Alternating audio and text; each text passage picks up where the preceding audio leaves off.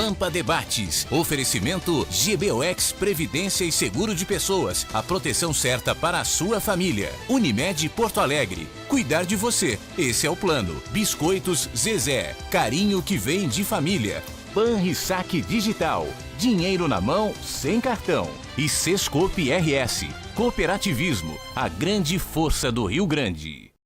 Estamos iniciando mais um Pampa Debates. Hoje temos 5 ilustres participantes, notórios, notáveis participantes, poetas e cantores, médicos e vereadores, desembargadores e juízes. Temos de tudo um pouco no programa hoje.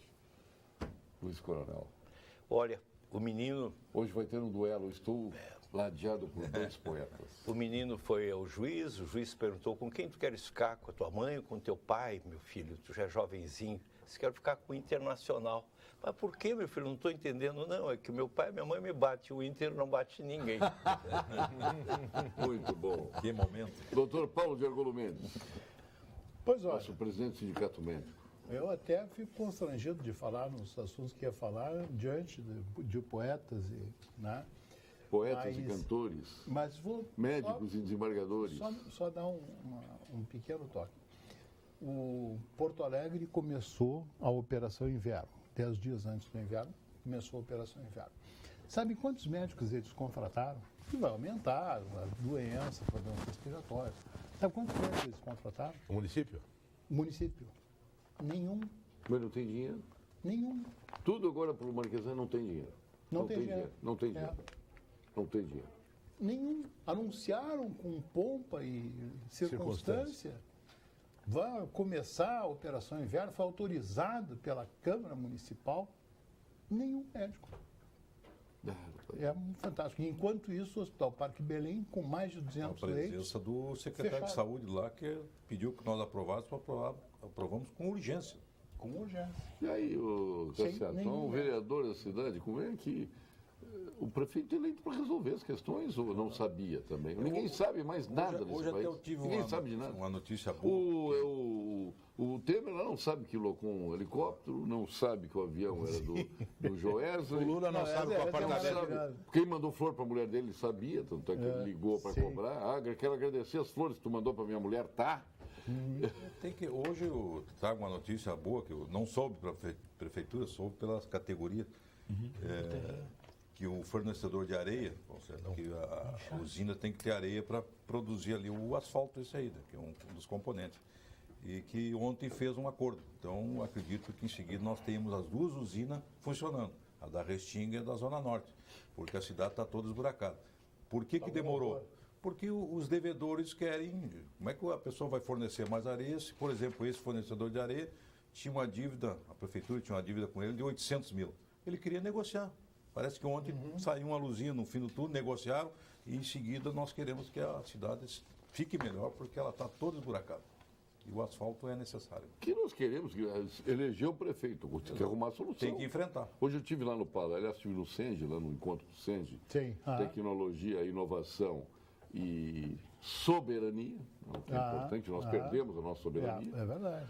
E depois estive lá no E governador. o Senja é um grande batalhador. O governador está resolvendo as questões do Estado. Tem que enfrentar. Tu não vê fornecedor reclamando. Sim. Agora, a Petrobras não fornecia asfalto, a Petrobras estava inadimplente. Aí teve que entrar agora uma empresa privada para fornecer asfalto, porque a Petrobras não estava fornecendo asfalto. Aliás, a Petrobras, além de fechar o polo naval de Rio Grande, desempregar um monte de gente e transferir para a China a fabricação dos Petroleiros. plataformas petrolíferas, né? Além de tudo, deixou de fornecer. Mas pelo menos asfalto. com o nosso dinheiro se construiu a empreiteira construiu o porto de Ariel, em Cuba, né? Vê que eles não estão parados. Aqui uma coisa não justifica a outra, né? Não, claro, eu estou fazendo uma ironia aqui. Não tem como fechar estão aqui. Desempregando aqui, E estavam empregando pior, em Cuba. agora, que é tão semelhante a isso, tirar os empregos daqui, acabando com o polo naval e levando a fabricação, a construção das plataformas petrolíferas lá na China. Isso é um absurdo. Convenhamos. Quando é que começou isso? O quê? Essa operação?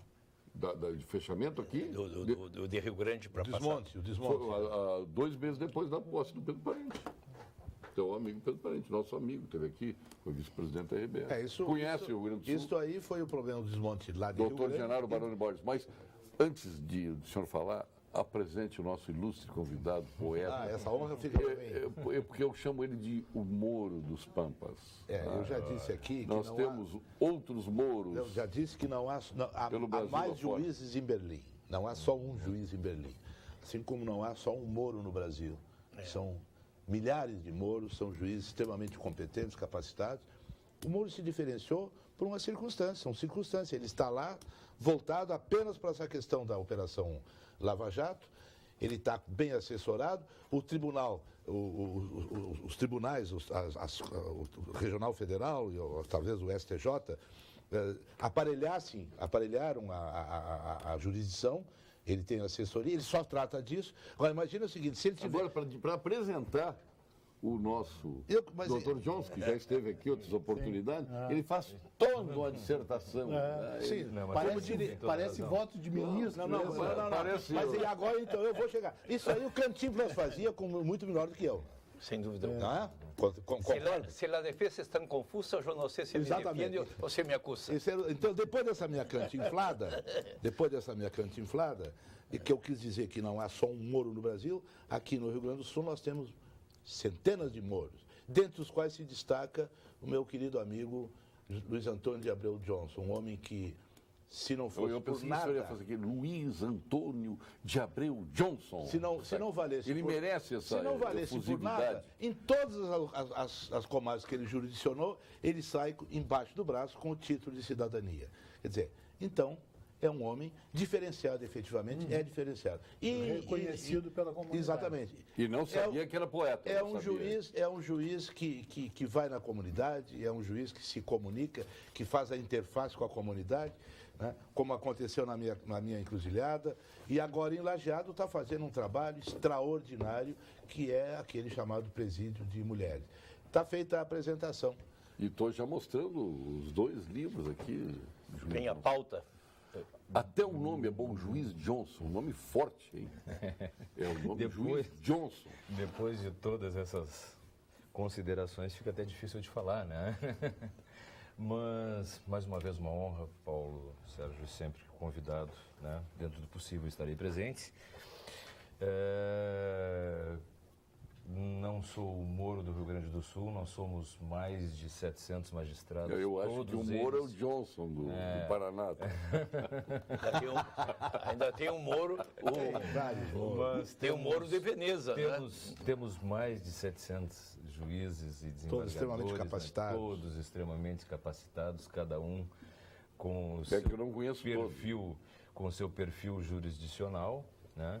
E nós temos um trabalho bastante inserido nas comunidades pelas quais passamos, e hoje, já há 6 para 7 anos em Lajeado, construímos, junto com a comunidade, o presídio feminino, que está funcionando muito bem, dentro de todos aqueles princípios que eu externei no programa quando a Assembleia Legislativa prestou aquele agraciamento, né? E defendendo a ideia, e defendo com muita intensidade, a construção de presídios pequenos, em comunidades, né? Para albergar os presos locais. Para albergar os presos Exatamente. locais. A política do penitenciarismo com esses grandes presídios, e que agora o governo do Estado anuncia novamente a criação de novos presídios. 4 presídios, mais um federal. Mais um federal, onde tu reúne 2, 3 mil pessoas, né, alojadas dentro de um estabelecimento prisional. Sabe-se que nós não teremos condições nenhuma de fazer trabalhos como este aqui, este trabalho, os jovens poetas de Lajeado, é um trabalho que começa agora dentro do presídio, tanto do presídio masculino como do presídio feminino. Os jovens poetas de Lajeado é um trabalho do Rotary Clube de Lajeado, da Associação Literária do Vale do Taquari, da Associação da Academia Literária do Vale do Taquari, da Secretaria Estadual da Educação, e que até a 22ª edição ele teve poemas e poesias de toda a rede pública estadual e municipal, e aí uma compilação, né? Isto é feito através das secretarias, né? E depois é entregue ao Rotary e à Academia, né? E é patrocinado por algumas empresas, a edição e a distribuição nas escolas, porque estas edições são distribuídas nas escolas e nas bibliotecas do município e da região do Vale do Taquari. E este ano, a 23ª edição terá, né, e aí ingressa esses aspectos importantes de resgate de cidadania dentro de um sistema prisional para torná-lo humano, né? Está se desenvolvendo um concurso, né, de poesias e poemas dentro dos apenados que frequentam a escola, porque eu chamo tanto no masculino como no feminino, a Escola da Liberdade. É o conhecido como NEJA, mas lá nós tratamos como Escola da Liberdade, né? Então, este ano, além a 23ª edição, a ser lançada no dia 27 de outubro próximo, além de todos os alunos das redes públicas estadual, municipal e privadas, de Lajeado e privadas, as escolas privadas também, né? Teremos agora um ingresso, eu acho muito importante, né? Como humanização, os poemas e poesias dos apenados e das apenadas. Eu vou dar um pequeno parecer, Paulo. Saiu um livro de uma autora... Seu parecer nunca é pequeno. Saiu um livro de uma autora inglesa em que ela diz assim: não existe forma melhor de autoajuda do que a poesia, porque o homem se põe em contato com o mundo mágico e imaginativo que ele tem dentro de si e que muitas vezes está encarcerado. E o Portinari tinha uma posição muito, muito sábia. Ele dizia: eu só pinto quando aparece na tela a poesia. A poesia é a essência de todas as artes. Qualquer arte só existirá se nela, num instante mágico, pousar a poesia. Então, essa valorização da poesia que o senhor magistrado realiza é muito louvável. Eu vou lhe dizer uma surpresa. Eu tenho medo que a minha sede derrube a poesia, porque é um copo d'água que está suportando o livro aqui, Paulo. E tem também... Ele faz poesia até no copo d'água. E pior é afogar a poesia. Afogar a Tem poesia. também, coronel, que a poesia liberta, ela é libertadora, né? E isso é muito importante. Dentro daquele projeto, Paulo Sérgio, de que quando decidimos construir e esse presídio, não sei se o vereador Cassiá, e cumprimentando a todos da mesa, que não nos apresentamos, o vereador Cassiá e o doutor Paulo Argolo sabem, o poeta Luiz Coronel tem conhecimento, o vereador Genaro nem preciso dizer, este presídio feminino foi construído com recursos da comunidade, sem nenhuma participação. A comunidade não teve nenhuma restrição, como outros que a gente sempre Não, a comunidade construiu. Parabéns, olha. A comunidade Conheço construiu. Treinei o lajadense lá. Tempo do Giovanella. E ainda então, permanece. Gosto muito da cidade. Eu quero convidar o Luiz Coronel, olha aqui, isso aqui é de uma menina de 12 anos de idade, do ensino fundamental, né, no 6º ano. Declame essa poesia, eu gosto desta menina aqui. Gosto de dançar, de pular, de cantar, mas sempre vou gostar de brincar. Gosto de arte, gosto de desenhar, pintar, matemática, adoro mesmo calcular. Todos precisamos nos exercitar, por isso eu gosto muito de jogar bola também. Gosto de ler, de estudar, de aprender todos os dias coisas novas que eu preciso conhecer. Isso, maravilha. Paulo Sérgio, e quando eu falo... 12 anos de idade. Quando eu falo, Isso Paulo mostra Sérgio, que tem tempo para tudo, né? tem. E quando eu falo em presídios pequenos, né, cada um cuidando da sua comunidade e daqueles que violaram a lei penal, responderam o devido processo legal. Deixa e eu vão dar o nome cumprir da uma menina pena. aqui, Daniele Cristine. Fizesse Qual a muito bem, pronúncia Paulo. aqui? Tu já... Mil. Mil, com o ultremado. Mil. Mil. Hoje, todas as penadas estão frequentando a escola. Muito bom. A escola é uma escola, a escola é dentro, são 2 salas de aula, com 4 professores, com todos os módulos de ensino, ciências humanas, enfim, hoje é diferente, com um projeto pedagógico próprio. Elas têm aulas das 13h30 às 17h30. Né?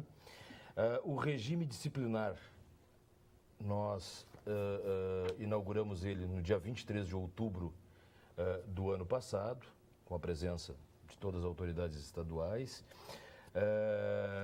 Até agora, né, não houve nenhum caso de indisciplina. Elas têm vestuário próprio, né? Elas têm os trabalhos dentro do estabelecimento prisional e estamos, né, ainda discutindo com a comunidade e com as autoridades locais e com o empresariado especialmente, com a universidade, com a Univates, com a La Salle, em Estrela, porque o presídio não é de Lajeado, é de 17 municípios. É de Teotônia, Bom Retiro, Estrela, enfim, de toda a região. Não, Arroio do Meio tem um presídio, tem um presídio próprio, um presídio pequeno próprio. Mas tem todos, tem Cruzeiro do Sul, Forquetinha, Canudos do Vale, vai até quase... Ele começa aqui em Fazenda Vila Nova e vai até quase Soledade, até divisa com Pouso Novo. Então é uma extensão territorial às margens da BR-386, muito interessante. Então, o presídio feminino foi uma aposta da comunidade e que vem dando certo e esperamos continuá-lo administrando. Né? Administrado,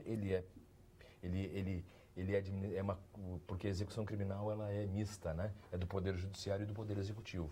Mas a SUSEP vem, ali ela teve toda a atenção, né?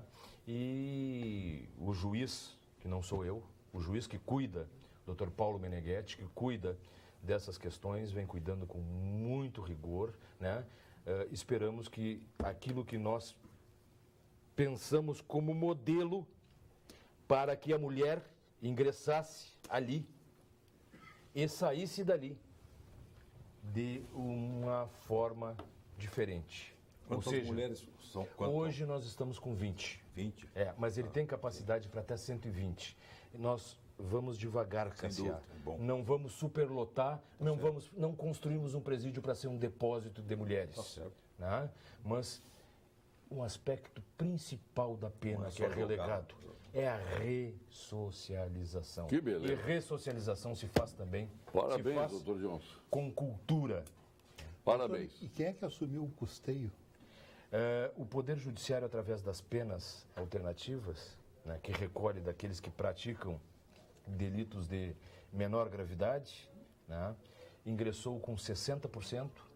O município de Lajeado ingressou com R$120 mil e o restante foi a indústria, o comércio e pessoas físicas locais. Tipo um consórcio. A construção, exatamente. A construção, sim, se deu pela comunidade.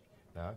Tivemos um construtor, o nome dele é Léo Katz, ele é construtor, ele se dedica à construção civil há 40 anos, construiu uma obra magnífica que orgulha não só o Vale do Taquari, mas o Rio Grande do Sul. Já começou que não teve superfaturamento. Primeiro passo, né? Fiquei curioso assim, quem é que vai manter a manutenção. A manutenção, queira ou não, hoje, doutor Paulo Argolo, e eu estava vindo, lhe escutando numa outra emissora. Né? Um traidor. Alegrete agora eu vi que construiu também, da mesma forma, não um presídio, mas aumentou ele, um albergue. Né? São recursos oriundos destas penas alternativas e de contribuições da comunidade. Conselho Regional Não de é o Medicina Veterinária, preocupado com a formação de bons profissionais e com a saúde humana e animal, é contra o ensino à distância na medicina veterinária. Não podemos permitir que um curso que trata de vidas seja ensinado de forma digital. A vida não é virtual, portanto, o ensino desta profissão não pode ser 100% à distância. Conselho Regional de Medicina Veterinária do Rio Grande do Sul, responsabilidade e cuidado com a vida. Vamos agora à mensagem do nosso Conselho Regional de Engenharia e Agronomia, o CREA-RS. CREA-RS em Foco. Todos os profissionais da área tecnológica exercem suas funções amparados pelas leis federais 4.950/66 e 5.194/66, que garante 6 salários mínimos para uma jornada de trabalho de 30 horas semanais e 9 salários mínimos para uma jornada de 40 horas. O CREA do Rio Grande do Sul é um órgão de defesa dos profissionais e da sociedade em que atua, sempre em cumprimento às leis, notificando empresas e órgãos que não estejam de acordo com ela. Portanto, para garantir que o direito ao salário mínimo profissional seja assegurado, é importante que você esteja em situação regular no Conselho. CREA-RS, valorização e defesa da área tecnológica. A Unicred é a instituição financeira cooperativa que acredita que realizar é estar junto. Por isso que está sempre ao seu lado, transformando investimentos em resultados e oferecendo as melhores soluções para você transformar oportunidades em grandes conquistas. Porque quando você coopera com a Unicred, todo mundo coopera a seu favor. Unicred, mais valor para você. Está todo mundo ansioso? Eu estou ansioso fazer um elogio ao discurso do Paulo Roberto Ponte, Luiz Roberto Ponte, na pós-Sociedade de Engenharia. Há tempo que eu não vi um discurso tão consistente, tão cabeça, tronco e membros, uma conclusão sobre o Brasil, um otimismo dolorido sobre o país. Parabéns a ele, sua posse foi à altura de seus méritos. O Ponte vai estar aqui com a gente. Aliás, hoje eu estive no SENGE, lá no nosso seminário de Tecnologia, Inovação e Soberania, espetacular o seminário. Né? Acho que essas o Ponte foi o autor da lei... Só um pouquinho, estou me referindo ao evento do que eu estive hoje no SENGE. Esses exemplos têm que ser seguidos. Tinha mais de 500 pessoas no plenário, lotado, né? E aqui o meu reconhecimento, a parceria do SENGE, da Federação Nacional dos Engenheiros e do CREA do Rio Grande do Sul. Perfeito e maravilhosa. O que disse lá o doutor Ricardo Maranhão foi um negócio sensacional. Quer dizer, nós não estamos pensando na sociedade, nas pessoas, muito embora a tecnologia, ela muitas vezes dê as costas para as pessoas. Né? Nós precisamos integrar as pessoas à tecnologia, sempre com o objetivo de gerar emprego e renda. É tudo que a Petrobras não pensou aqui no Rio Grande do Sul. Além de levar emprego e renda para outro país, que se fala tanto em financiamentos para Cuba, para a África, para não sei o quê, perdão de dívida. O que fez a Petrobras agora, levando os empreendimentos aqui do Rio Grande para a China, foi um crime com o Rio Grande do Sul e com as pessoas que foram para um Eldorado chamado Polo Naval. Sim, não, eu só queria dizer que o deputado, ministro, Luiz Roberto Andrade Ponte, foi o autor da lei que regula o processo licitatório no Brasil. O que deu possibilidade de aumento violento da corrupção. O loteamento de estradas parte tudo dessa lei. Bom, mas a lei, ele foi o autor da lei e a lei não é boa. A lei engessa alguma. Ela tem coisas boas. Ela engessa não, ela induz a corrupção. Todas as estradas, elas são loteadas. Eles combinam antes. A Folha de São Paulo cansou de divulgar antecipadamente. Não é da lei. É da lei. Ela permitiu, ela não conseguiu fechar o cerco para que não ocorresse. Na aplicação da lei. A lei tem coisas boas, mas um detalhe, quer dizer, coisas do Brasil, né? E foi o Fernando Henrique que vetou. Um detalhe, a lei previa o que existe na legislação americana. É um seguro que o vencedor da concorrência é obrigado a fazer. Esse seguro, ele vai garantir não só a execução da obra, como eventuais riscos da obra. Possibilitaria a contrapartida. Exatamente. Então, veja bem, quem vai, se tu tem uma empresa que faz um seguro, quem é o primeiro fiscal da execução da obra? É a seguradora. Sem dúvida. Porque ela vai ter que pagar Isso foi vetado, estava na lei. Isso é da legislação americana. Quer dizer, se tivesse um... Isso foi vetado pelo Fernando Henrique. Estava na lei a 8666. É um enorme prejuízo para a nação. Exatamente. Se tivesse as empresas contratadas seguro, dizer, não ia haver superfaturamento, porque o seguro ia ter que pagar. E não ia ter seguradora em condições de segurar isso aí. Eu não sei. Essa 448 aí, o que aconteceu, esse tobogã que está aí, o senhor passa em parte dela quando vai para Lajeado, é um horror o que fizeram. Uma rodovia nova está completamente Paulo destruída. Sérgio, nesse país, uma licitação de papel higiênico ela é corrompida. Papel higiênico é corrompido. Já tivemos um exemplo aqui. Vamos juntar mais aí as licitações, as concessões. Também, mas segue o processo sem licitatório. Contrapartida, levaram tudo e não fizeram contrapartida para a sociedade. E segue o processo licitatório. Aí já é outra lei. Boa noite aos componentes da mesa. Diante de tantos elogios aos magistrados, sinto em dizer que alguma coisa está fora da ordem, pois eu e meus familiares estamos agonizando à espera de uma conclusão de processo que atinge vitalmente nossos projetos de vida no TRT e no TJ. Por favor, peço a esses ilustres que trabalhem mais. Edgar Leitão de Canoas. Está falando da morosidade da justiça aqui. Não é da justiça, é do processo, né? Justiça, nós temos uma das mais céleres do mundo. As leis. Está na hora de acordarmos desta matrix chamada Brasil. As manifestações são, olha aqui, processar bandido e bandida não tem mimimi nem poesia. As vítimas desses marginais não têm apoio do Estado. Teoria da lei da ordem. O mesmo que o vagabundo tem a tutela. Viva a ditadura, Ricardo Paim. Começa a suscitar isso aí. Essas pessoas que trazem a alegria de odiar, elas no fundo nem odeiam, elas querem um realce para si mesmo. Eu não sou bandido. Quando eles fazem a acusação entusiástica do bandido, eles parecem que querem dizer, eu não sou bandido. Há uma componente mais narcísica do que juízo. Parabéns, Paulo Sérgio, por trazer esse excelente juiz de direito, Dr. Johnson, e os demais convidados, Alex Dutra de Esteio. Às vezes tem uma no cravo e outra na canela. Mas o telespectador aqui tem voz e tem vez. É que nem juiz de futebol. Mas isso é da lógica. Veja bem, o juiz quando decide, ele agrada a metade, a outra metade ele desagrada. A decisão do juiz é para um. Não existe empate no judiciário.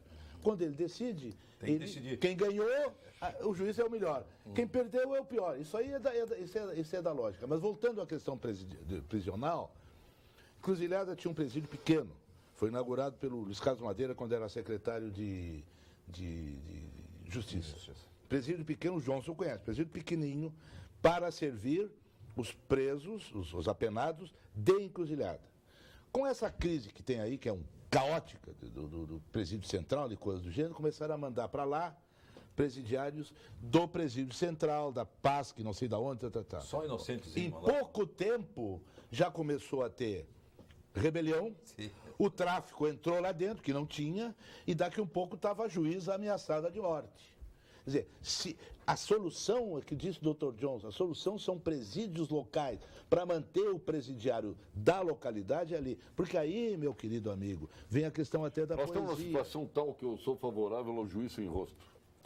Eu acho que esse caso da juíza lá de Encruzilhada é bem característico. Nós tivemos aqui na Grande Porto Alegre. Tivemos aqui também. E todos nós. Tu não pensa não que... Pois é, por isso que eu sou favorável ao juiz sem rosto. Todos nós. O bandido não deve saber quem está julgando. Não pode saber. Lamentavelmente chegamos nessa situação. É muito complicado. Paulo Sérgio, muito boa noite. Olha, estou lisonjeado em receber um programa deste quilate aqui dentro da minha casa em Camaquã, com todas essas personalidades e ainda mais falando em poesia. Me deixo na ponta dos cascos, como diz o gaúcho. Parabéns, Nelson Pires. Desculpa, me referi a Jaime Caetano Brau, grande poeta do nosso Rio Grande. Mas, Paulo, eu só quero uma lembrança de juízo graciosa. Eu estava fazendo uma audiência em Campo Bom e o réu queria o toalete. E a escrivã me disse que ele era safado. E eu mandei 2 guardas por fazerem a volta e ficarem lá na janela. Ele ia saindo pela basculante, olhou os 2 guardas e disse: eu já estava sentindo um cheirinho de liberdade. Mas nós estamos falando em presídio. Sabe que no Presídio Central eles não divulgam essas coisas. O Presídio Central tem uma ala específica do Presídio Central destinada a presos que querem abandonar o vício. Porque a droga corre solta. E tem pessoas que querem abandonar e tem pessoas que estão há anos mantidas, né, graças a esse sistema. Tem médico, psicólogo, assistente social, um trabalho excelente. Até eu quero mandar um abraço para o coronel Marcelo Geyer Barbosa, que é o diretor do Presídio Central e que tem dado guarida para esse trabalho, incentivado esse trabalho, que é fantástico, né?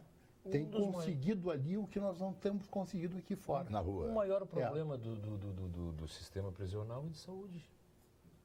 É de saúde, né? Não tenho dúvida nenhuma. E especialmente de saúde mental. Né? É preciso um investimento não só na saúde, e aqui eu não estou defendendo que se deva priorizar a saúde, né? Que o nosso telespectador entenda bem, não é priorizar a saúde, mas nós precisamos recuperar a saúde daquelas pessoas que grande parte, eu digo, com a experiência que tenho no sistema prisional, hoje, nesses depósitos, verdadeiros depósitos de seres humanos, em que não se tem nenhuma política de recuperação, mais de 90% são dependentes químicos. Mais de 90%. Mas que estatística, hein? Qual é o preço de um preso local? Tem a famosa, coronel, tem a famosa carreirinha. A famosa carreirinha significa o seguinte, que depois que é servido o jantar, para acalmar o presídio e não ter nenhum problema, né, se passa o responsável pela galeria, ele passa com a dose O chá. O chá. O chá, né? Vamos dizer o chá aqui para ser... Para cada um provar. Para não agredir, né? Para que durmam tranquilo naquela noite. Isto é comum. Isto acontece em todas as casas prisionais. Mas eu não sabia. Na verdade, o Estado perdeu o poder, o controle do presídio. Essa é a grande verdade. Perdeu o controle. Porque num presídio, aquilo lá é um queijo suíço. Entra arma, entra droga, entra o que quiser lá dentro. E bebida alcoólica não entra, interessante. Não, mas entra droga, para eles é muito menor. Entra cocaína, eu vejo todas as revistas, não encontro uma garrafa de cachaça, nada. É droga, direto. Mas às vezes se encontra. Não, às vezes tem droga. Agora, como é que entra? De uma forma mais... Como é que entra? Como é que entra dentro do presídio? Como é que entra? Mas eu li uma coisa que achei muito interessante, um jornalista aqui de Porto Alegre que escreveu isso no jornal, dizia assim, vamos falar a verdade. Não é que falte tecnologia para bloquear os celulares do presídio. Não é que falte dinheiro para bloquear. Não é possível fazer isso porque o Estado tem medo exatamente. Dos ônibus que vão ser queimados, dos quartéis da brigada que vão ser metralhados. Agora dos bondes que estão... Mas isso o secretário de segurança. Tem medo. O Estado não faz porque tem medo porque o Estado, na verdade, o Estado perdeu o controle da segurança no Estado. O poder público perdeu o controle da segurança. Inclusive, a semana passada, 3 agências em sequência, numa noite, foram dinamitadas. 3. No meu tempo, eu era guri, lá em Encruzilhada, que tinha a parada militar, parada de 7 de setembro, que hoje não se cultua mais a pátria. Pátria não existe mais, acabou, né? Eu sou do tempo de cantar o hino nacional todos os dias, assistindo a bandeira. Obrigado, a bandeira, né? No colégio, no primário. Como é que é o gesto? Não é o gesto. Sim, não é o rei. Não, sou de outra geração. Se botava a mão, no colega da frente. No ombro do outro. Exatamente. A ordem. Isso é que eu quis fazer. Bom, veja bem. E eu me recordo, coronel, que no desfile militar, no desfile de 7 de setembro, tinha um batalhão da brigada desfilava. Então tinha 20, 30 soldados, encruzilhada há 40, 50 anos atrás. Hoje tem 2. Quer dizer, então, veja bem, um assalto dessa grandeza, que deve ter uma logística. Não, os caras não vão assaltar de uma hora para outra. Isso foi feito uma logística. Então, onde é que está o sistema de inteligência do Estado para ver onde é que eles vão assaltar? Eles têm que saber isso. Aí, então, pergunta-se assim, bom, os militares, 2 militares, o que eles podem fazer com aquele aparato todo? Eles ficam embaixo da cama, escondidos, esperando. Perguntar assim, já foram embora? Já assaltaram? Já foram embora? Aí então eles saem. Porque é a única saída com os coitados, 2 caras com pistolinha de chumbinho, vai enfrentar um cara com a R-15. Quer dizer, então o Estado perdeu completamente o controle. E por isso que ele não se mete no presídio, porque se ele se meter no presídio, eles incendeiam o Estado. Como acontece no Rio de Janeiro, em represália. Isso é uma tragédia. É uma tragédia. Olha, Carla, aqui. Luiz Coronel, tu votou no Lula e nos brindou com o maior larápio de todos os tempos. Por isso, tua opinião pouco vale. Olha, a Carla obrigado. Está dizendo aqui. Obrigado, cara. Vou procurar valorizar minha... ódio alegre. Alegria de odiar. Alegria de odiar não é Olha essa. que não fui eu. Houve um momento em que o Lula representou perante outra alternativa que corria, no caso era o Collor, até uma alternativa saudável. E eu quero dizer para a Carla que bem claro, o Brasil viveu um ciclo. Tu tinhas a glória de ter um presidente honoris causa mundo afora, que restituiu ao Brasil o equilíbrio, o Fernando Henrique. Depois veio um presidente operário. Parece que nós dizíamos ao mundo que aqui nós éramos uma democracia tão amadurecida que um operário podia comandar nosso destino. E foi um momento de otimismo nacional. E foi um momento de grandes esperanças. Que essas esperanças tenham sido malbaratadas e naufragadas é outro capítulo. Mas que em um determinado momento da história representou esperança. E não fui eu que votei no Lula, a nação votou no Lula. Depois da carta, deixa eu dizer uma coisa. Nos últimos 10 anos de governo do PT, o Hospital Conceição, que tinha em torno de 2.000 leitos, perdeu aí 200, enfim, manteve o número de leitos. E passou de 3.000 funcionários para 10.000. Sim, mas tem que aparelhar, né? Botou a companheirada toda. Tem que aparelhar. Passou de 3 para 10.000 com o mesmo número de leitos, até diminuiu um pouco. Então não pode dar certo. Na verdade, coronel. Mas vem cá, pode dar certo. Hoje, o ministro Gilmar Mendes, de novo, né, o voto dele no TSE já foi uma tragédia. E contraditório o voto dele. Agora, ele agora tem uma revolta contra o Ministério Público que se traduz, não é como é? O Alegria de odiar. Alegria de odiar. Ele tem a tristeza de odiar. Porque ele revela esse ódio contra o Ministério Público. E ele mudou tudo aquilo que ele dizia lá no julgamento da Dilma, ele mudou tudo. Tudo é o contrário do que ele manifestava lá. E aí, veja bem, agora já mudando um pouco o foco, o ministro Gilmar Mendes é o presidente do TSE. Eu não vou falar do voto dele Não, você já falamos. No julgamento, sim, no julgamento lá. Todo mundo já julgou o voto dele. Do ponto de vista técnico-jurídico, ele é explicável. Tudo é explicável. Não. Do ponto de vista técnico-jurídico, ele é explicável. Ele condenou no aspecto técnico-jurídico. Hein? Ele condenou no aspecto técnico-jurídico para absolver em nome da estabilidade. Sim, não, nem isso. Talvez até por isso. Agora, do ponto de vista político e do ponto de vista da moralidade, ele é absolutamente discutível. O voto. A decisão. Né? Tecnicamente, ela pode ser justificável. Agora, do ponto de vista da moralidade, eu tenho todas as minhas reservas. Eu li um desabafo de uma juíza que dizia o seguinte: por favor, não chamem esses senhores de juízes, chamem eles de ministros, eles são indicação política. Eu sou concursada, eu não quero ser confundida com essa gente. Não, mas eu sou juiz, mas ele é ministro. Não, eu sei, tudo bem, mas isso aí... ele de juiz, isso aí é uma reserva que tem de alguns segmentos da magistratura. O concurso não os torna deuses, nem os unge da deidade. São juízes iguais, entram na magistratura por força da Constituição. São juízes iguais. Evidentemente que sim. Ninguém chega ao Supremo, não é por indicação de político. Por mérito político próprio. Ninguém é juiz porque é amigo de um político. Não, pode não ser. É juiz se for juiz, eu já tenho dito aqui, experiência pessoal. O Johnson sabe disso. A toga pesa. A toga pesa. E quem chega a um cargo de ministro, ele não vai, ele tem o peso da toga, como eu tive durante 15 anos, e você tem a sua história pessoal. Você não vai jogar fora a sua história pessoal por uma decisão, ou para se vender por uma decisão. Bom, agora eu quero falar o outro assunto. É o problema do TSE, uma tentativa, uma proposta do TSE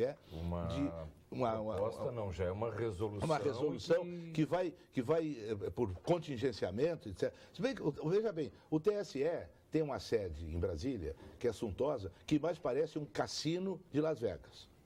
Você olha, mas parece um cassino de Las Vegas, não é isso? É. Não te parece? Não tem toda a formatação do cassino de Las Vegas? Pois é, mas bonito. É lindíssimo, mas parece um cassino de Las Vegas. Isso é um detalhe. Quanto é que custa manter aquilo lá? Então, o prédio não é sério para abrigar um TSE. Não tem a sobriedade. Tá. Né? A sobriedade. Encontraste o termo correto. Bom, mas veja bem, então há um projeto agora, já saiu uma resolução, em que no Rio Grande do Sul vai reduzir 70 circunscrições eleitorais. Então, são mais de 70 cidades e regiões que vão deixar de ter a justiça eleitoral presente. Isso aí tem dois problemas seríssimos. O primeiro, prestação... Só para informação, Porto Alegre tem 10 zonais. Nessa tua linha vai ficar com 30%. As capitais são preservadas? São preservadas. Aí veja bem, então nós temos dois problemas aqui.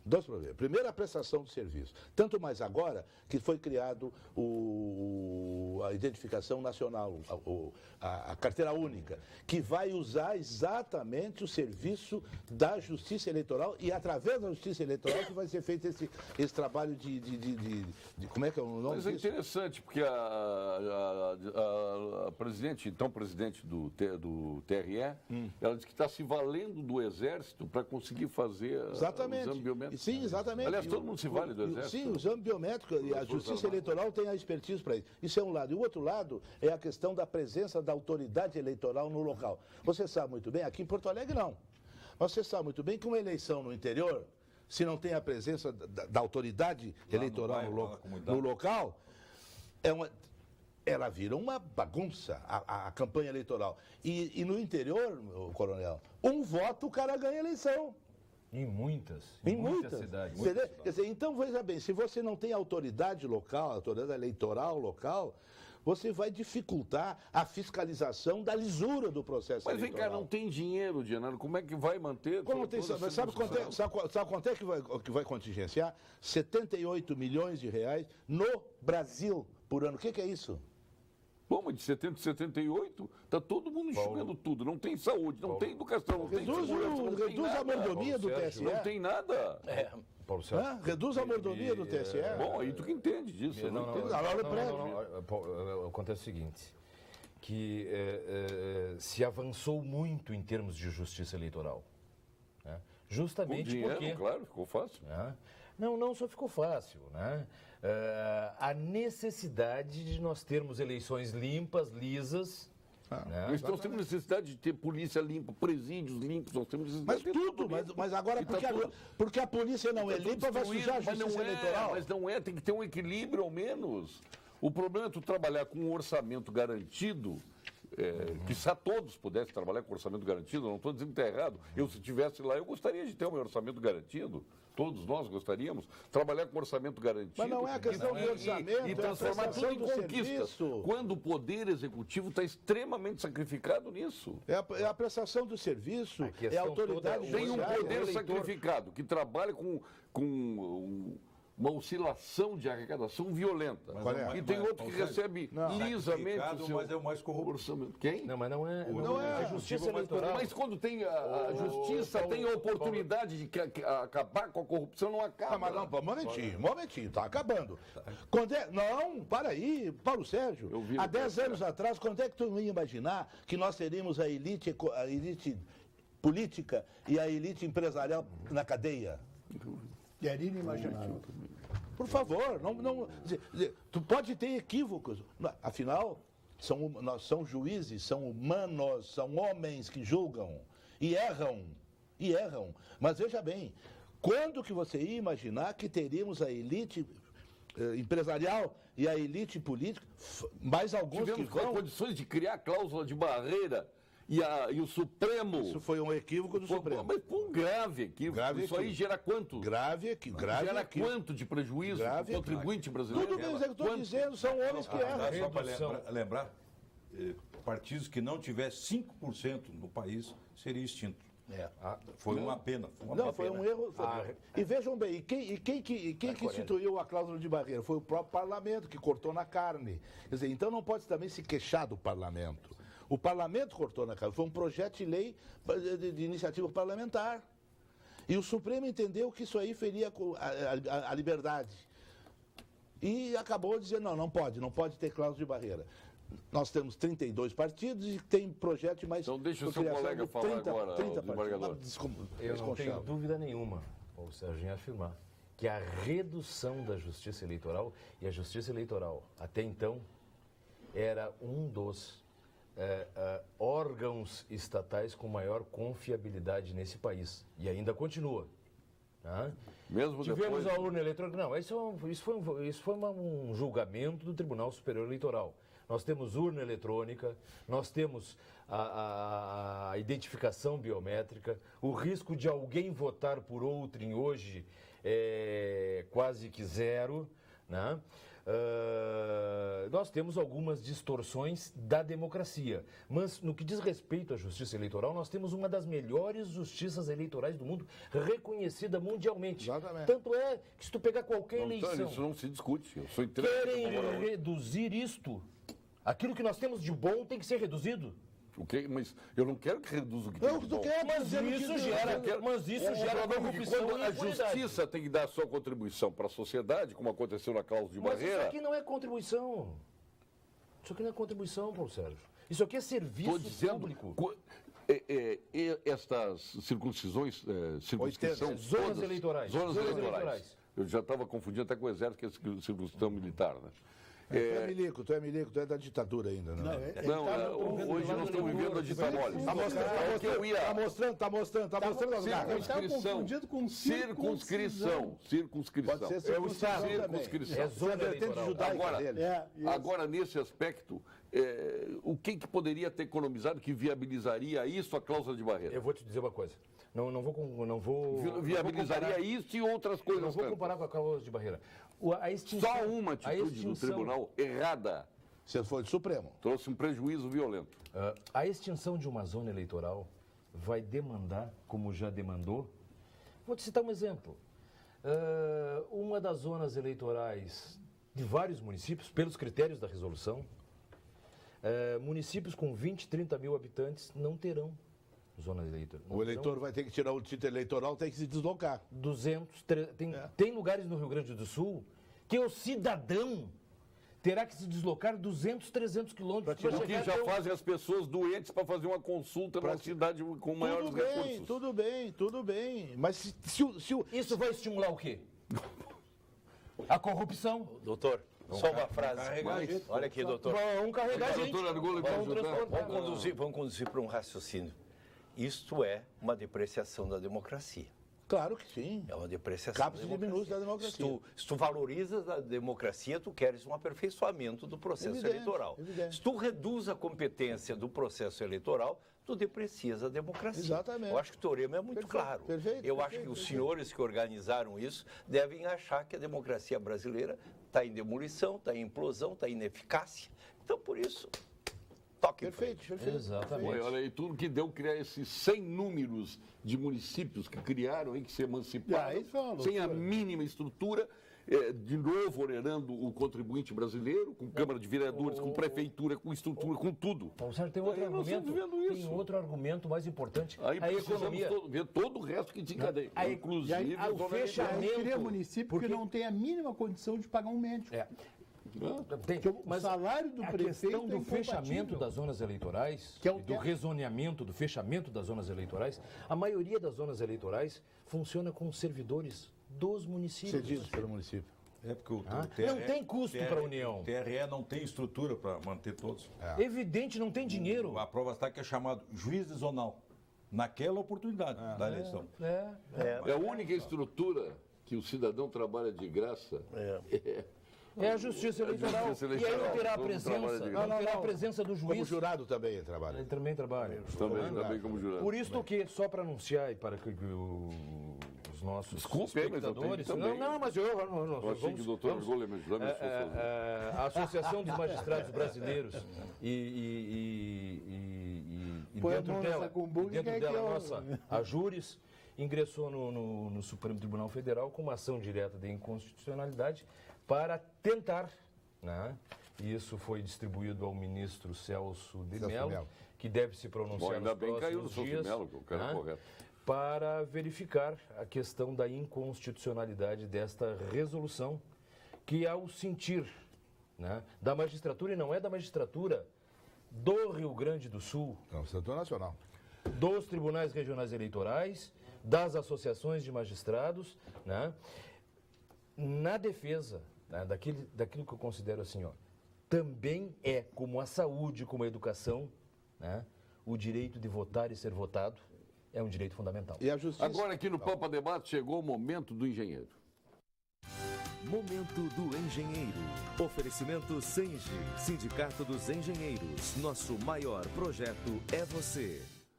Você sabia que o plano previdenciário do Senge obteve um rendimento de 23,5% em 2016, superando a maioria dos investimentos? É isto mesmo. Em tempos de incertezas, é hora de garantir o seu futuro.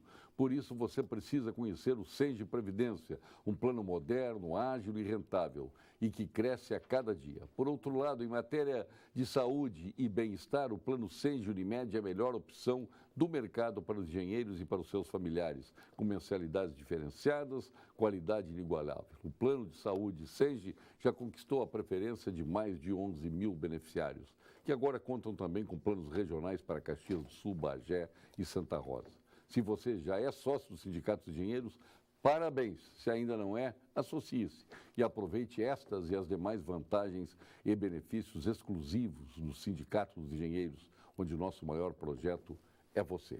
E vamos agora ao quadro de saúde com o nosso querido amigo, Dr. Gilberto Schwartzman, nosso presidente da Academia Sul-Rio-Grandense de Medicina, seu presidente e mais jovem membro da Academia Brasileira de Medicina. Dr. Gilberto.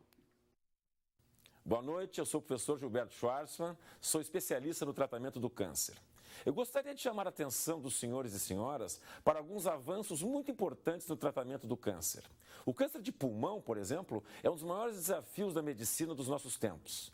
É o câncer de maior mortalidade no planeta, pois surgiram novas estratégias de tratamento que são revolucionárias contra esse tipo de tumor. Hoje há tratamentos disponíveis, os quais são muito mais eficazes e seletivos contra a doença, e foram desenvolvidos para neutralizar de forma muito específica a ação de proteínas anormais que fazem esses tumores crescerem. Converse com seu médico sobre isso. Isso é para estimular. Essa resolução do Gilmar Mendes. Já estou do seu lado. Tá, então, vamos agora ao ponto final com FCDL, Que Comércio e a nossa Gimo. Ponto final. Oferecimento Produtos Gimo. Qualidade comprovada. FCDL apresenta Que Comércio, o maior e mais completo programa de qualificação e gestão de empresas. Doutor Luiz Coronel, seu ponto final. Eu acho que... Com poesia ou sem poesia? Eu acho que até com poesia. Eu acho que o povo está aturdido, as pessoas estão aturdidas, porque coincide ao mesmo tempo a agonia da morte, os vagidos da morte, os gritos esperançosos do nascimento. Nós estamos com essas duas realidades se contrapondo. O país anuncia novos tempos, mas também por outro tempo... A morte nos ronda. Se liga os noticiários e é um descalabro. Então, me parece que a esperança e o desalento caminham de mãos dadas. Doutor Paulo de Argolo Mendes, que hoje pensei que ia estar do meu lado e se manteve numa posição aí que eu nunca vi. Uma posição de magistrado. Exatamente. De observador. De observador, doutor Paulo. Não, ele põe a mão na gumbuca depois Exatamente. que resolve o problema. Me ajuda, doutor. Deixa eu dizer uma coisa. Nos últimos 7 anos, em Porto Alegre se fecharam 400 leitos. Nós temos pacientes nos corredores das emergências, aqui embaixo, aqui no PAN 3, no postão da Vila dos Comerciários, ou da Vila Cruzeiro, né? Nós temos um verdadeiro hospital clandestino da prefeitura. Porque tem pacientes que não estão em observação, eles estão internados há dias. Tem paciente ali há 4 dias internado, que tinha que estar no hospital, não está no hospital, porque não tem leito e não tem médico para atender ali, porque o médico tem que atender os que vêm para consultar, né?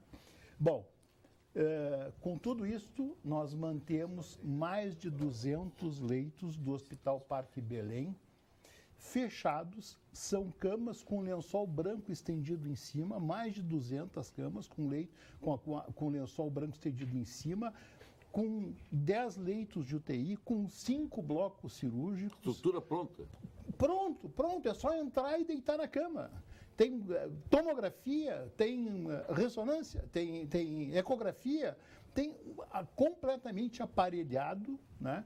E o prefeito fica bravo comigo, paciência, sou muito amigo do prefeito, mas tem que dizer... Ele tem que resolver, não fica bravo. A prefeitura tem que colocar sob intervenção esse hospital. Eu não quero que compre, ele tem dívidas, tem problemas trabalhistas, etc. Tal. Fique com o dono que resolva. Mas esse é um equipamento de bem público, necessário à população. Não pode se dar o luxo de ficar isto fechado, Petrópolis, qual é a situação dele? De vez em quando eles entram lá e ligam a aparelhagem porque ela para vai para não sucatear. Hospital sucatear. Petrópolis, qual é a situação? E os pacientes, o Hospital Petrópolis está fechado também. Está fechado, não precisa. Quantos leitos tem o Hospital Petrópolis? E foi um grande hospital, uma localização foi um grande hospital. Foi um grande hospital de excelência, de referência. Meu pai foi operado um hospital de referência. Petrópolis, Então, como nós tivemos o Lazaroto, parque de estacionamento também o Lazaroto foi referência em cirurgia cardíaca para toda a América Latina. Exatamente. Eu até hoje vou em congressos aqui pela América Latina, vem colegas falar comigo, diz, mas tu é de Porto Alegre, eu fiz residência Petrópolis lá. Era ortopedia, né? Parece que era... E onde é que está a Câmara de Vereadores, com referência a tudo isso? Olhos, Vamos ouvir o Cassiá. Isso não tem nada para fazer, isso tem que ser de iniciativa do Executivo. Sim, mas a Câmara dos Vereadores, tenho certeza, vai ajudar nesse processo. A Câmara de Vereadores, para ter uma ideia, aprovou a semana os 120 milhões para o prefeito recuperar as obras da Copa que estão paradas, pagar aquilo que está atrasado. Para financiar. Para financiar. É a contrapartida. Autorização para financiar. Isso, a contrapartida. Vai buscar em bancos públicos brasileiros. Que é a contrapartida, não é o financiamento total. A prefeitura tem que ter a contrapartida. E são esses 120 milhões. A Câmara precisa e quer votar, mas, como diz o doutor Argolo, quem manda votar é o Executivo, ou seja, o líder do governo tem que botar na pauta. Tem projetos aí que estão mais de 35 dias, até 40 dias, não, mas tem um detalhe, né? Por a iniciativa constitucional... Vai chegar ao teu ponto final. Não, mas só para ajudar, que é de exclusiva competência do prefeito, a iniciativa que aumenta a despesa. Dizer, o vereador não pode fazer nada. Não pode. Tem visto de tem que ser a iniciativa do Poder Executivo para criar despesa. Deixa eu só concluir. Tem que ser um gesto forte e corajoso do novo. É isso trazer Paulo Sérgio, aquilo que tu disseste no início. O prefeito tem que começar a trazer uma pauta positiva para Porto Alegre. Só brigar, passar 4 anos brigando não vai dar certo. Tem que recuperar. Agora já acertou com os fornecedores que a prefeitura deve da areia, vai ter areia para asfalto. Ele tem que começar, a IPTC tem que atuar, dá condições para a IPTC, a SMIC tem que atuar, dá condições para a SMIC. A IPTC está acontecendo agora na questão do eletrônico, o manual. Eles não estão camuflados, mas eles ficam assim, saindo de uma curva, tu entra dá de cara com... Eu quero aqui... Tocaia, mas continua a Tocaia. Tocaia, esse é o Tocaia. Continua a Tocaia. A gente tem inúmeras lá pendências, pedido da sociedade, não é o vereador que pede. E eu faço o seguinte, faz o protocolo, me dá o protocolo, porque se eu for lá como vereador, isso o cidadão tem que entender, ele quer o cidadão, mas se o cidadão fica lá 3, 4 meses esperando, aí requisita para o vereador, mas o vereador vai lá e dá pressão, não, mas o vereador, a comunidade que tem que fazer. Então a gente aconselha, abaixa assinado, liga para o 156 e passa depois do protocolo para nós, para que a gente possa. Tem muitas pendências, os órgãos estão estritamente, a maioria deles, parados nesse momento. Uma agenda positiva, o prefeito tem que...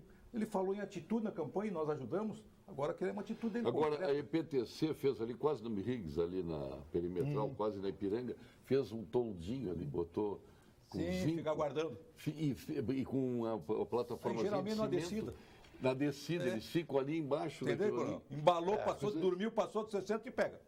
Ali, não, eles botaram ali um negócio, fizeram uma construção para ficar protegido, abrigados da chuva e tudo. Se a segurança tivesse a eficiência que tem os órgãos de multa, seria uma maravilha. Esse dia me multaram, eu perguntei, moço, se tivesse me assaltado aqui, tirado meu celular, tirado a minha roupa, me esfaqueado, o senhor estaria ao meu lado aqui? Não, claro que não. Segunda-feira, Doutor Johnson, segunda-feira, querido, nós vamos votar para terminar com o teto da Procempa, que é um regime trabalhista que vai baixar para 9.300, concordamos, vai ser unanimidade, tenho certeza. A Procempa era um cabide de emprego e ainda continua. Então, essas coisas, agenda positiva, manda que a Câmara vota. Agora, tem que entender que algumas coisas não vai votar. Para isso existe o Legislativo. O Legislativo fazer o contraponto com o Executivo. É harmonioso, mas é independente. Isso é bom dizer. Doutor Johnson, Tratamos de dois assuntos, acho que da maior relevância hoje aqui, o sistema prisional e a começamos a justiça. falar em poesia e terminamos a discussão. Exatamente. Não, mas isso é bom. O debate é importante. Claro que é. E principalmente no debate olho no olho, né, como diz o gaúcho. E a repercussão, a ressonância, né, do espectador, eu diria em palavras finais, quanto ao sistema prisional. O sistema prisional que nós temos gera hoje mais violência. A violência que está aí é fruto de anos de um sistema prisional fundado na teoria da lei e da ordem. Nós precisamos, o mundo precisa de pacificação social, de paz social. Então, esta é uma mensagem, né? Porque eu, como juiz, e já sou juiz, eu tenho 37 anos de poder judiciário e quase 15 de magistrado, né? Sei que, por experiência, né, uma sentença judicial e uma condenação judicial não vai recuperar aquele indivíduo, né? A pena por si só não vai, o aspecto punitivo, né? Nós precisamos, né? E a sociedade, né, hoje eu vejo que ela se inclina pela teoria da lei e da ordem, do endurecimento, do enregimento. E isto não é o caminho. Exatamente. E com relação à justiça eleitoral, volto a repetir, isto é uma pauta que não é da magistratura, esta é uma pauta que deve ser do mundo político, da sociedade. Nós avançamos muito e agora querem, né, reduzir aquilo que o Brasil avançou em termos de conquistas sociais. Hoje nós temos eleições, né, algumas são, e agora nessas eleições municipais, poucas foram, poucas eleições foram anuladas. Seu ponto final. O meu ponto final é exatamente isso, a questão da segurança, que é uma tragédia, a questão da justiça eleitoral, uma justiça que me encanta porque é uma justiça absolutamente célere. E quanto mais ela estiver presente na sua capilaridade, ela vai concorrer definitivamente para o aprimoramento do sistema da democracia brasileira. A meu sentir, é uma irresponsabilidade do Tribunal Superior Eleitoral reduzir as zonas eleitorais. É uma irresponsabilidade. O seu jeton, doutor Johnson, agradecendo a sua presença aqui. Todos já receberam aqui, agora o doutor Genaro vai receber também. Muito obrigado. O seu jeton, aqueles mignons. O senhor toma aquele uísque 21 anos e fuma um cachimbo. São os brioches da Maria Antonieta. Né? Aliás, ela não disse isso, hein? Não disse, não. Não deve ter dito. Não disse, não. Obrigado, Cassiar. Não disse. Obrigado, doutor Paulo de Argolo Mendes. Obrigado, Luiz Coronel. Obrigado, doutor Johnson. Sempre uma honra. Venha sempre aqui. Doutor Genaro. Muito obrigado. Muito obrigado. Próximo encontro no Mercado do Bacalhau. Armazém do Bacalhau. Tem o nome da sua casa, você não sabe? Na minha casa que eu morei. Mas é por isso que eu troquei o nome. Armazém do Bacalhau. Para mim ali era um mercadinho. Já marcamos, vamos Sabe fazer. Do que, o mercado, vai ser o condutor disso, a Confraria do Pampa Debates. Nós vamos fazer lá. Vamos fazer. Faço. Eu faço um bacalhau que as pessoas comem de pé porque salta lágrimas no prato. Muito obrigado. Retornaremos amanhã com mais um Pampa Debates.